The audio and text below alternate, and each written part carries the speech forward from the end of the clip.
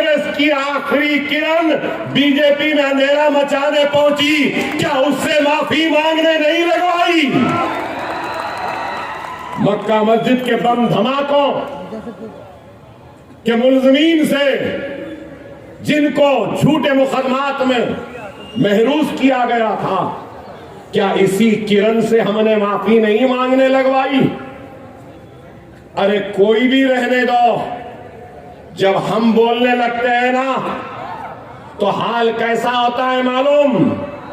जैसा एक सपेरा बीन बजाता है तो पूरे सांप नाचते हैं, तो जब ये अकबर ओवैसी बोलता है तो हर कोई नाचते हैं और सुनने पे मजबूर होते हैं। ये हमारी ताकत है, ये आपकी ताकत है, आपके इत्तेहाद की ताकत है, हमारे बुजुर्गों की दुआएं हैं, हमारे माँ और बहनों की दुआओं का नतीजा है। ये जमात की ताकत है कि राव हो, रेड्डी हो, रोशया हो, किरण हो या कोई हो, उनको सुनना ही पड़ता है, सुनना ही पड़ता है। अरे एक ताकत है, जमात एक ताकत है। जमात कमजोर हो जाएगी तो क्या मैं कमजोर हो जाऊंगा?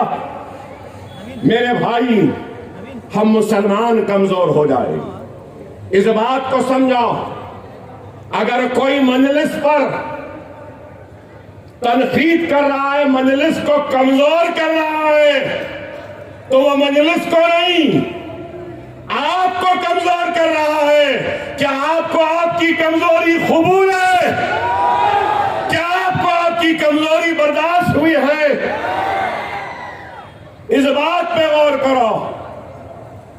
आज किसी के पास नफरत की दुकान है तो किसी के पास मोहब्बत की दुकान है। एक कह रहा है कि मेरे पास मोहब्बत है। अरे तुम्हारे पास मोहब्बत है तो भागलपुर का फिसाद मोहब्बत की निशानी था? मलियाबाद का फिसाद क्या मोहब्बत की निशानी था? क्या रोड किला का फिसाद मोहब्बत की निशानी था? क्या गुजरात का फिसाद मोहब्बत की निशानी था? क्या बाबरी मस्जिद का ताला खोलना मोहब्बत की निशानी थी? मोहब्बत की दुकान चलाने वाले तुम्हारे बाप ने शिलान्यास करवाया चबूतरे पे और वहां से कैंपेनिंग का आगाज किया था। क्या यह मोहब्बत की दुकान थी? बाबरी मस्जिद की शहादत क्या मोहब्बत की दुकान है? बंबई के फिसादात क्या मोहब्बत की दुकान है? अरे 55,000 फिसादात देने वाले आज मोहब्बत की बात कर रहे हैं। अरे मैं तो कहूंगा मोहब्बत की दुकान भी इनके पास है, नफरत की दुकान भी इनके पास है और खामोश रहने की दुकान भी इनके पास है। सब इनके पास है। शायद दुनिया नहीं जानती,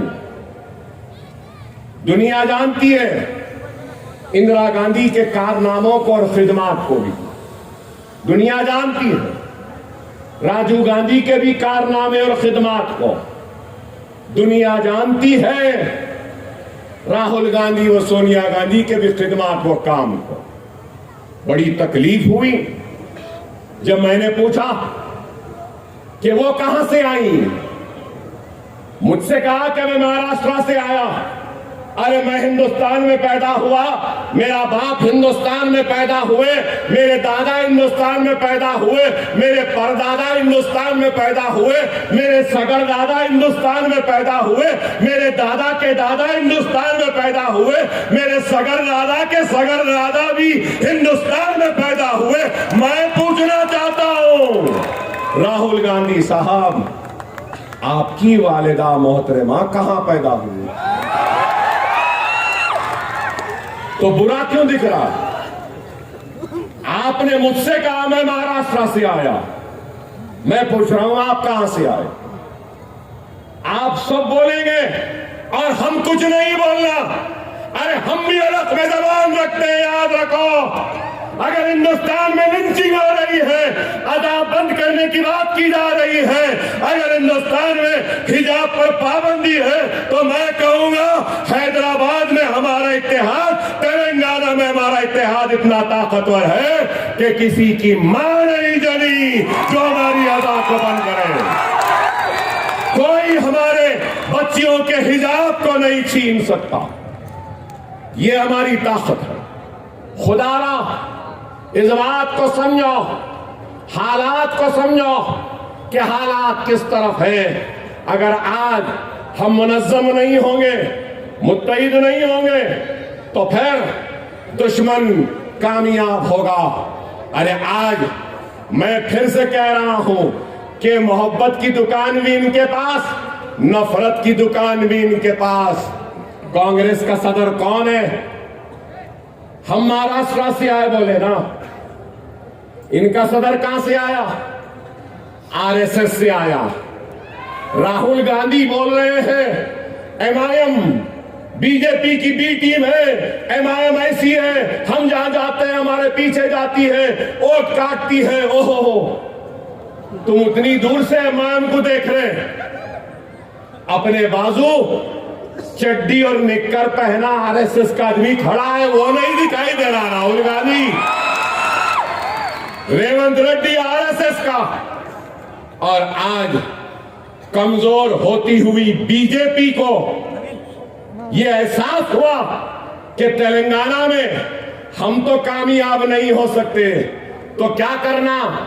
माहिदा किया, सौदेबाजी हुई कि आरएसएस वाले को कांग्रेस का सदर बनाओ, ఆర్ఎస్ఎస్ भी काम करेगी।